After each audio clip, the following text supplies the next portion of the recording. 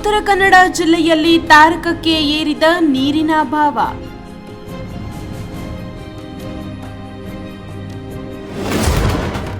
ನಲವತ್ತಾರು ಗ್ರಾಮಗಳಲ್ಲಿ ವಾರಕ್ಕೆ ಒಮ್ಮೆಯೂ ಸಿಗುತ್ತಿಲ್ಲ ಕುಡಿಯುವ ನೀರು.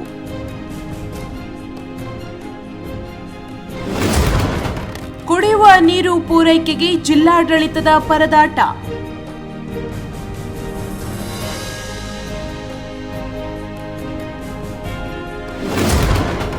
ಬತ್ತಿ ಹೋದ ಬಾವಿ ಬೋರ್ವೆಲ್ಗಳು.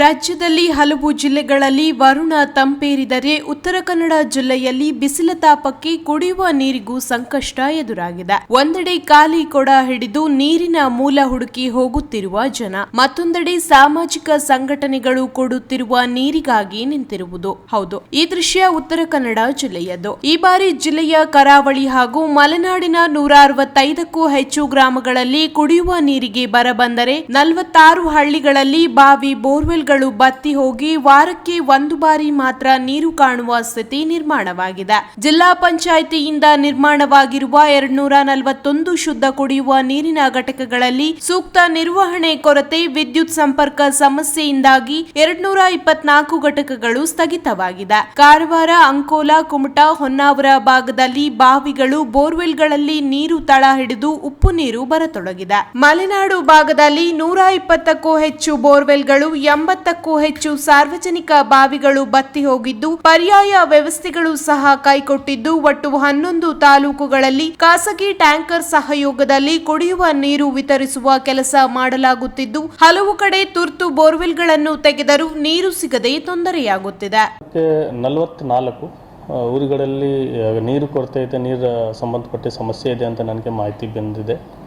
ಆದರೂ ನಾನು ಈ ವರ್ಷ ಅದು ಕಳೆದ ತಿಂಗಳು ಮಾರ್ಚ್ ತಿಂಗಳಲ್ಲಿ ನನ್ನ ತಾಲೂಕಾ ಪಂಚಾಯತ್ ಕಾರ್ಯನಿರ್ವಾಹಕ ಅಧಿಕಾರಿಗಳು ಮತ್ತು AEE ರೂರಲ್ ಡ್ರಿಂಕಿಂಗ್ ವಾಟರ್ ಅವ್ರ ಜೊತೆಗೆ ಸಭೆ ಕೂಡ ಮಾಡಿದೆ. ನಾನು ಮತ್ತು DC ಅವರು ಕೂಡ ನಮ್ಮ ಅಧ್ಯಕ್ಷತೆಯಲ್ಲಿ ಒಂದು ಸಭೆ ಮಾಡಿದ್ದೇವೆ. ಆ ಸಭೆಯಲ್ಲಿ ತಹಸೀಲ್ದಾರ್ಸ್ಗೂ ಕೂಡ ನಾವು ಇನ್ಕ್ಲೂಡ್ ಮಾಡಿದ್ದೆ. ಸೊ ಅವರ ಮಾಹಿತಿ ಪ್ರಕಾರ 165 ಗ್ರಾಮಗಳಲ್ಲಿ ಊರಿನಲ್ಲಿ ನೀರಿನ ಸಮಸ್ಯೆ ಇತ್ತು. ಆಗಲೇ ನಮ್ಮಲ್ಲಿ ಅಂಕೋಲಾ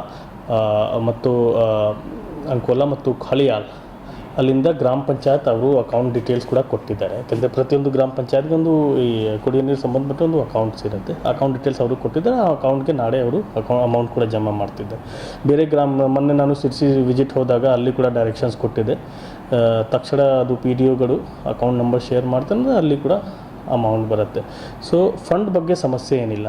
ಸಪೋಸ್ ಕೆಲವು ಕಡೆ ಸಮಸ್ಯೆ ಇದ್ದರೆ ಕೂಡ ಅವರು ಕೆಲಸ ಮಾಡಬೇಕು, ಬಿಕಾಸ್ ಇದು ಒಂದು ಇಮರ್ಜೆನ್ಸಿ. ಸೊ ಇಮರ್ಜೆನ್ಸಿನಲ್ಲಿ ನಾವು ಫಸ್ಟ್ ನೀವು ಕೆಲಸ ಮಾಡಿ, ಏಕೆಂದರೆ we will write the proposal to government also. In case ಗೌರ್ಮೆಂಟಿಂದ ನನಗೆ ಅಮೌಂಟ್ ಕೂಡ ಬರುತ್ತೆ. ಸೊ ಅದು the fund is not an issue. So ನಮ್ಮಿಂದ ಏನಿದೆ, ನಾನು ಎಲ್ಲ EOs ಮತ್ತು AEEsಗೆ ಈಗಾಗಲೇ ಡೈರೆಕ್ಷನ್ ಕೊಟ್ಟಿದ್ದೇನೆ. ನೀವು ಎಲ್ಲಿ ನೀರು ಕೊರತೆ ಇದೆ, ಎಲ್ಲಿ ಹೊಸ ಬಾವಿ ಮಾಡಬೇಕು ಅವರು ಮಾಡಲಿ. ಎರಡನೇ, ಎಲ್ಲಿ ಬೋರ್ವೆಲ್ ಫೇಲ್ ಆಗ್ತಾ ಇದೆ ಮತ್ತು 2 ಸರಿ ಪ್ರಯತ್ನ ಮಾಡೋ ನಂತರ ಕೂಡ ನೀರು ಬಂದಿಲ್ಲ ಅಂದರೆ ಅಲ್ಲಿ ಇರುವ ಪ್ರೈವೇಟ್ ಸೋರ್ಸ್ ಇರುವ ಅಥವಾ ಬೇರೆ ಸೋರ್ಸ್ ಇರುವ ಅಲ್ಲಿಂದ ವಾಟರ್ ತೊಗೊಂಡು ಟ್ಯಾಂಕರ್ ಸಪ್ಲೈ ಕೂಡ ಮಾಡ್ಬೋದು. ಥರ್ಡ್ ಆಪ್ಷನ್, ಎಲ್ಲಿ ಸಪೋಸ್ ಕೆಲವು ಕಡೆ ಪೈಪ್ಲೈನ್ ಹಾಳಾಗಿದೆ ಅಥವಾ ಅದು ಬ್ರೇಕ್ ಆಗಿದೆ, ಆ ಥರ ಸಮಸ್ಯೆ ಇದ್ದಿದ್ರೆ ಆ ಜಾಗದಲ್ಲಿ ಅವರು ಪೈಪ್ಲೈನ್ ರಿಸ್ಟು ಕೂಡ ಮಾಡಬೇಕು. ಸೊ ಈ 3 ಕಾಮಗಾರಿ ನಾನು ಯಾವ ಫಂಡ್ ಕೊಟ್ಟಿದ್ದೆ ಆ ಫಂಡಿಂದ ಅವರು ಮಾಡ್ಬೋದು. ಜಿಲ್ಲೆಯ ಅಂಕೋಲಾ, ಕಾರವಾರದಲ್ಲಿ ಬಾವಿಯಲ್ಲಿ ಉಪ್ಪು ನೀರು ತುಂಬಿದ್ದರೆ ಮಲೆನಾಡಿನ ಶಿರಸಿಯಲ್ಲಿ ಸಾರ್ವಜನಿಕ ಬಾವಿಗಳು ಬತ್ತಿ ಹೋಗಿದೆ. ಶಿರಸಿಯ ಕಸ್ತೂರ್ಬಾ ನಗರದಲ್ಲಿ ವಾರದಿಂದ 1 ಕೊಡ ಕುಡಿಯುವ ನೀರು ಸಹ ಸಿಗದೆ ಜನ ಪಡಬಾರದ ಪಾಡು ಪಡುತ್ತಿದ್ದು, ನಗರಸಭೆ ವತಿಯಿಂದ ನಿಗದಿ ಕುಡಿಯುವ ನೀರು ಪೂರೈಕೆಯಾಗದೆ ಜೀವಜಲ ಕಾರ್ಯಪಡೆ ಶಿರಸಿ ತಂಡ ಇದೀಗ ನಗರಸಭೆ ಸಹಯೋಗದಲ್ಲಿ ಕುಡಿಯುವ ನೀರನ್ನು ಪೂರೈಕೆ ಮಾಡುವ ಕಾರ್ಯಕ್ಕೆ ಕೈ ಹಾಕಿದೆ. ನಾವು ಶತಮಾನದ ಸಂಕಷ್ಟದಲ್ಲಿದ್ದೇವೆ. ಈ ಸಿರ್ಸಿಯಂಥ ಮಲೆನಾಡಿನ ಪ್ರದೇಶದಲ್ಲೂ ಕೂಡ ನೀರಿಗೆ ಇಷ್ಟೊಂದು ಹಾಹಾಕಾರ ಉಂಟಾಗ್ತದೆ ಅನ್ನತಕ್ಕಂಥದ್ದನ್ನು ಯಾರೂ ಕನಸಿನಲ್ಲೂ ಕೂಡ ಕಂಡರಿದಂಥ ಪರಿಸ್ಥಿತಿ. ಈ ಸಂದರ್ಭದಲ್ಲಿ ಇವತ್ತು ಬೆಳಗ್ಗೆ ಚಹಾ ಮಾಡಲಿಕ್ಕೂ ಕೂಡ ನೀರಿಲ್ಲದಂಥ ಮನೆಗಳಿಗೆ ನಗರಸಭೆಯಿಂದ, ಹಿಂದೂ ಸಂಘಟನೆಗಳಿಂದ ಮನೆ ಮನೆಗೆ ಟ್ಯಾಂಕರ್ಗಳಲ್ಲಿ ನೀರನ್ನು ನೀಡ್ತಾ ಇದ್ದಾರೆ. ಅದರ ಸಂಗಡ ನಮ್ಮ ಜೀವಜಲ ಕಾರ್ಯಪಡೆ ಬೆಳಗ್ಗೆ 10 ಗಂಟೆದೊಳಗೆ ಸಾಧಾರಣ 18ರಿಂದ 20 ಟ್ಯಾಂಕರ್ಗಳ ನೀರುಗಳನ್ನು ಅನಿವಾರ್ಯ ಇದ್ದ ಜಾಗದಲ್ಲಿ ಶ್ರೀನಿವಾಸ್ ಹೆಬ್ಬಾರವರು ಅಧ್ಯಕ್ಷತೆಯಲ್ಲಿ ನಾವು ನೀಡ್ತಾ ಇದ್ದೇವೆ. ಈ ನೀರಿನ ಜ್ಞಾನ, ನೀರಿನ ಕುರಿತಾದಂಥ ಒಂದು ಜವಾಬ್ದಾರಿ ಪ್ರತಿಯೊಬ್ಬ ಪ್ರಜೆಗೂ ಕೂಡ ಹೆಚ್ಚಾಗಬೇಕಂತ ಅನಿವಾರ್ಯತೆ ಕೂಡ ಈ ಸಂದರ್ಭದಲ್ಲಿದೆ. ಯಾಕೆಂದರೆ ನಾವು ಏನು ಇಲ್ಲದಾಗಿದ್ದರೂ ಕಳಿಬೋದು. ಆಮ್ಲಜನಕ ಮತ್ತು ನೀರು ಇಲ್ಲದ ಬದುಕಲಿಕ್ಕೆ ಸಾಧ್ಯ ಇಲ್ಲ.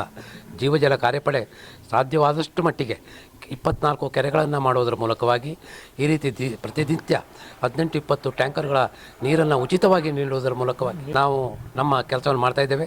ಈ ನೀರಿನ ಹಾಹಾಕಾರಕ್ಕೆ ಒಂದು ಕಡೆ ಗ್ಲೋಬಲ್ ವಾರ್ಮಿಂಗ್ ಒಂದು ಕಾರಣ ಆಗಿದ್ದರೆ, ಇವತ್ತು ನಾವು ಕಂಡಂತೆ ಅರಣ್ಯವನ್ನು ನಾಶ ಮಾಡ್ತಾ ಇದ್ದಂಥದ್ದು.